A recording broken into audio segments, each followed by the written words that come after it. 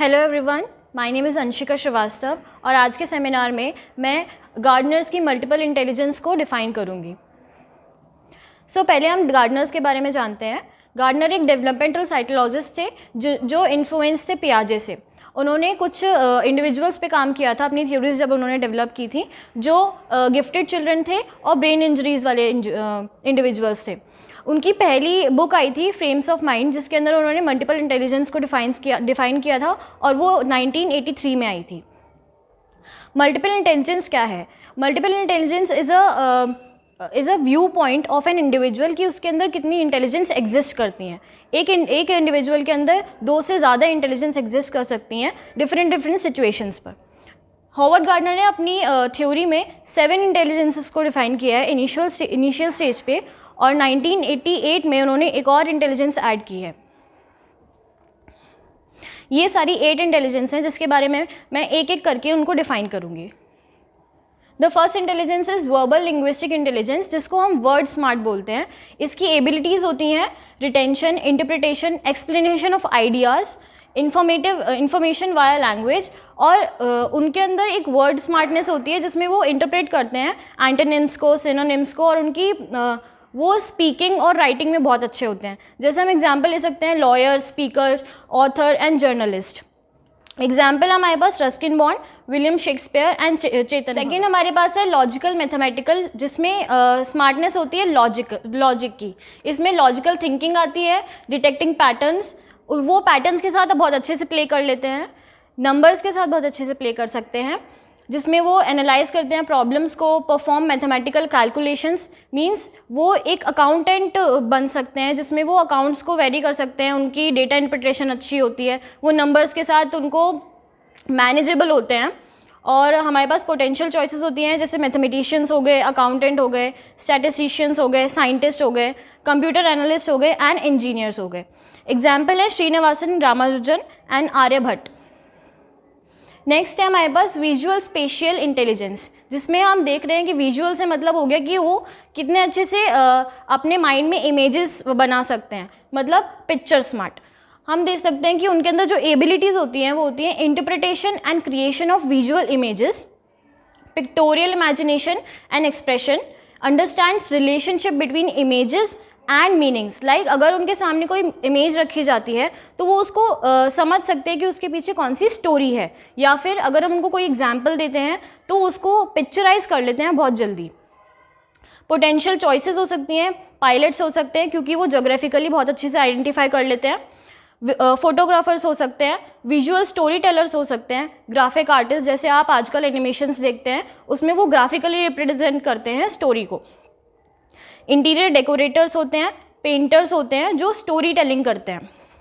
Example हमारे पास है MM Husain and Amrita Shergil. Next हमारे पास आता है बॉडीली कनेस्थेटिक, जिसमें वो बॉडी स्मार्ट होते हैं। हम इनकी एबिलिटीज़ देख सकते हैं जो बॉडी मूवमेंट कंट्रोल कर सकते हैं। लाइक अगर हम डांसर्स का एग्जाम्पल लेते हैं तो बहुत अच्छे से वो अपने एक्सप्रेशंस को एक्सप्रेस करते हैं और वो इंटरप्रेट करते हैं कि वो अपनी कौन सी बॉडी लैंग्वेज से क्या बताना चाहते हैं। Physical agility and balance, I and body coordination. I and body coordination में हम एग्जांपल ले सकते हैं सर्जन्स का। सर्जन्स क्या करते हैं, उनका जो आई मूवमेंट होता है और हैंड मूवमेंट होता है उसको बहुत अच्छे से बैलेंस करते हैं वो। पोटेंशियल चॉइसेस होती हैं dancer, athlete, surgeon, mechanic and physical therapist. Examples हो गए PV सिंधु, बिरजू महाराज। बिरजू महाराज हमारे डांसर हैं, कथक के बहुत फेमस, एंड सुसूत्र जो फादर ऑफ प्लास्टिक सर्जरी बोले जाते हैं। नेक्स्ट है हमारे पास म्यूजिकल इंटेलिजेंस या म्यूजिक स्मार्ट बोल सकते हैं। यहाँ पर एबिलिटी होती है म्यूजिक एबिलिटी। म्यूजिक एबिलिटी में क्या होता है, जो इंडिविजुअल है वो टोन्स और रिदमिक पैटर्न को बहुत अच्छे से अंडरस्टैंड कर सकता है। उनको अवेयरनेस होती है कि कौन सा टोन या कौन सी हाई पिच या लो पिच कहाँ पर है। Appreciation and use of sound, then recognition of tonal and rhythmic patterns as I told earlier. Understands relationship between sound and feeling. कुछ हमारे सिंगर्स और कंपोजर्स हैं जो वर्ड्स रखते हैं, लेकिन उन वर्ड्स को कौन से टोन में, कौन से रिदम पैटर्न में बोला जाएगा या गाया जाएगा, उसके थ्रू वो अपनी फीलिंग्स एक्सप्रेस करते हैं। पोटेंशियल चॉइसेस हो गई vocalist, musicians, composers, guitarists, sensitive listeners and singers. And the most famous example of singers are Lata Mangeshkar and A.R. Rahman. Next हमारे पास आता है interpersonal intelligence. Inter means connections, so it is people smart. यहाँ पे perception of other people's feeling, like उनके अंदर empathy होती है, वो सोशलाइज करते हैं, वो अंडरस्टैंड करते हैं कि ये इंडिविजुअल जो मेरे पास खड़ा है मैं उसको समझ सकता हूँ, मैं अंडरस्टैंड कर सकता हूँ कि वो क्या कहना चाहता है. Ability to relate to others, interpretation of behaviour and communication. कुछ टाइम क्या होता है, हमारे सामने कोई इंडिविजुअल होता है जो हमें वर्बली कुछ नहीं बता सकता, लेकिन हम उसके बॉडी मूवमेंट से, उसके पोस्चर से समझ जाते हैं, तो वो भी पीपल स्मार्ट का एक एबिलिटी होता है. एम्पैथेटिक होते हैं, सोशलिस्ट होते हैं. एग्जाम्पल्स हो गए कि टीचर्स होते हैं जो स्टूडेंट्स को अच्छे से अंडरस्टैंड कर सकते हैं. साइकोलॉजिस्ट हो गए, मैनेजर हो गए. सेल्स पीपल का एग्जांपल हम कैसे ले सकते हैं, वो इन्फ्लुएंस करते हैं लोगों को कि आप उनका प्रोडक्ट खरीदें. वो समझते हैं कि इनकी साइकोलॉजी क्या है जो मैं कैच कर सकता हूँ और इन्हें समझा सकता हूँ कि आप मेरा प्रोडक्ट ले सकते हैं. पब्लिक रिलेशंस में भी जो लोग होते हैं वो अपने टॉपिक को इतने अच्छे से समझाते हैं कि लोग इन्फ्लुएंस हो जाते हैं और वो बताते हैं कि हाँ ये हम भी कर सकते हैं, हम भी इस चीज़ में इन्वॉल्व हो सकते हैं. एग्जाम्पल हो गए Savitribai Phule and mother Teresa. Next आता है इंट्रापर्सनल इंटेलिजेंस. इंट्रापर्सनल मीन्स अपना सेल्फ स्मार्ट होना, कि हम अपने आप को कितने अच्छे से समझ रहे हैं, हमारी जो अंडरस्टैंडिंग है खुद से कुछ चेंज के लिए या कुछ अचीव करने के लिए वो कितनी अच्छी है. सेल्फ अवेयरनेस हो गई, पर्सनल कॉग्निसेंस हो गया, personal objectivity and the capability to understand oneself. ये एक एबिलिटी होती है इंट्रापर्सनल इंटेलिजेंस की. पोटेंशियल चॉइसेस हो गई, थेरेपिस्ट, क्योंकि आपको पता है थेरेपिस्ट आपसे बात करते हैं, आपको समझते हैं, वो तभी समझ सकते हैं जब वो अपने ऊपर एग्जाम्पलरी में लेकर देखें. साइकोलॉजिस्ट हो गए एंड काउंसलर हो गए. नेक्स्ट हम आते हैं naturalistic intelligence. This is the intelligence which was last added in 1988 by Howard Gardner. और ये एक नेचर स्मार्ट पीपल्स के ऊपर होती है.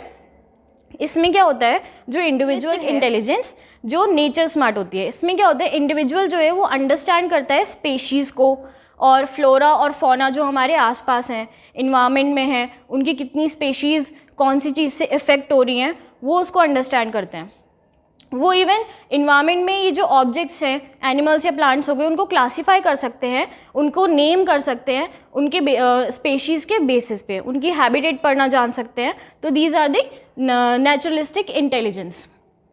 पोटेंशियल चॉइसेस के बारे में बात करते हैं तो वो जूलॉजिस्ट हो सकते हैं, बायोलॉजिस्ट हो सकते हैं, जियोलॉजिस्ट हो सकते हैं एंड बोटानिस्ट हो सकते हैं. लास्ट एग्जाम्पल है उनका Charles Darwin, we all know, and Surajbai Meena जो फर्स्ट वुमेन नेचुरलिस्ट है रणथंभौर नेशनल पार्क राजस्थान की. तो हम अब एजुकेशनल इम्प्लीकेशन देखते हैं हॉवर्ड गार्डनर की थ्योरी के, जो है कि हमें किस तरीके से इंडिविजुअल को समझना है कि उसके अंदर वो इंटेलिजेंसेस डेवलप हो सके और वो अपना इंटरेस्ट देख सके कि उसको कौन सी इंटेलिजेंस ज़्यादा इन्फ्लुएंस कर रही है या वो उसमें कितना अच्छा है. एक टीचर अंडरस्टैंड कर सकता है लर्नर को, क्योंकि इंडिविजुअल डिफरेंसेस होते हैं, तो एक टीचर अंडरस्टैंड करेगा, वो समझेगा, वो जानेगा उसकी पर्सनल इंटेलिजेंस क्या है. सेकेंड, हम उनको अपॉर्चुनिटीज़ प्रोवाइड कर सकते हैं. थर्ड, हम उनको बेस दे सकते हैं. जैसे हम स्कूल में होलिस्टिक डेवलपमेंट की बात करते हैं तो हम क्या बोलते हैं उनको कि आप डिफरेंट प्रोग्राम्स में पार्टिसिपेट कीजिए. जैसे हम बोलते हैं उनको डांस में कीजिए, आप एथलेटिक बन सकते हैं, एथलीट्स में कर सकते हैं, या आप सिंगर बन सकते हैं, आप ट्राई कीजिए सिंगिंग का. तो हम उनको वो चीज़ प्रोवाइड कर रहे हैं कि आप एक्सट्रोवर्ट बनिए उस चीज़ में, आपको अगर अंडरस्टैंड करना है तो. फिर आते हैं आजकल के एरा में भी नो दैट कि टेक्नोलॉजी बहुत ज़रूरी है ना. तो टेक्नोलॉजी के थ्रू हम उनको बता सकते हैं, एग्जांपल्स दे सकते हैं बहुत सारे इंडिविजुअल्स का जो आजकल उनको इन्फ्लुएंस कर सकते हैं. जैसे हम एग्जांपल ले सकते हैं ए.आर. रहमान का, तो वो बहुत अच्छे कंपोज करते हैं. तो अगर कहीं पे ग्रुप सॉन्ग बनते हैं या स्कूल्स में ग्रुप सॉन्ग के लिए प्रैक्टिस होती है तो हम उनके सॉन्ग्स उठाते हैं, फिर हम उनको बताते हैं कि ए.आर. रहमान ने कंपोज किया है और किसने गाया है ऐसे करके, और कौन सा नोट आपको पकड़ना है. तो उसमें बच्चे को पता चलता है कि उसका इंटरेस्ट है, वो गा सकता है. Second last, wide variety of intelligences with visual representation. हम उनको बताते हैं कि हम उनको विजुअल रिप्रेजेंटेशन से बताते हैं कि ये इंटेलिजेंस ये वाली है, ये वाली है, और उनका इंटरेस्ट वो डेवलप करते हैं कि हाँ मुझे लगता है मुझे ये समझ में आ रहा है तो मैं इसको अडाप्ट कर सकता हूँ। Last, different ways of demonstration must be use for teaching a topic for broad understanding. तो हम उनको जितना भी कुछ पढ़ा रहे हैं उनको एक बहुत ब्रॉड वे में एग्जाम्पल देकर जैसे वो इंटरप्रेट कर सके कि हाँ ये चीज़ जो है मुझे समझ में आ रही है और मैं इसको और अच्छी तरह एक्सप्लेन कर सकता हूँ। Thank you so much.